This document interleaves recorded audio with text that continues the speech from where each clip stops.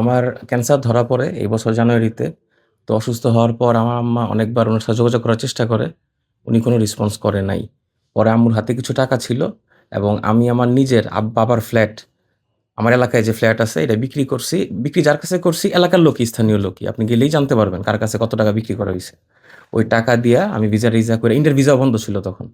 তো খুব চেষ্টা কইরা আমি ইন্ডিয়া যেয়ে চিকিৎসা করাইছি এবং আসার পর বাংলাদেশে সার্জারি করছি। উনি কোনো প্রকার খবরও নেয় নাই, হেল্পও করে নাই এবং উনার ফ্যামিলি থেকে কেউ দেখতেও আসে নাই একবার। যেটা সত্য এটাই।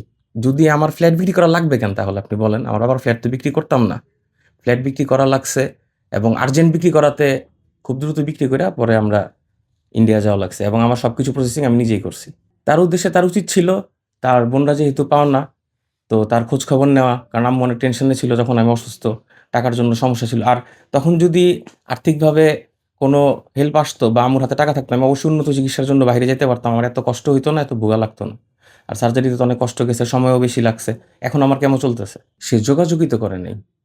সে ধরেন দূরে আছে, তার ফ্যামিলি থেকেও তো কেউ আসে নাই। তার ওয়াইফ তো আসতে পারত, তার ছেলে আসতে পারত। তারা তো আসেই নাই। সহযোগিতার তো এখানে প্রশ্নই আসে না। সে করে, মানুষকে করে।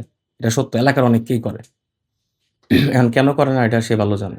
নোটিশটা আমরা শুক্রবারে লাগাইছিলাম, কিন্তু আমরা পরের দিনই শুনতে পারি যে ডিপজল এবং ডিপজলের বাইস্তা ফয়সাল ওরা মিলিত হয়ে এগুলি আমাদের ছিঁড়ে ফেলছে। পর্বত বাড়ি আমার বাপের বাড়ির জায়গা এবং হলো কল্যাণপুর নূর ডিজেল এই তিনটা ওরা খুলে ফেলে দিছে এবং অনেক অকথ্য ভাষায় গালাগালি করছে আমাদের।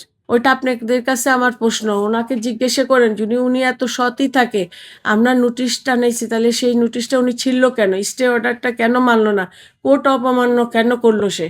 এখন আমরা আবার জিডি করেছি এবং ওটা আমরা আবার মিডিয়াকে নিয়ে আমরা ওইখানে দিয়ে আসছি, দেখি উনি আবার কি করে।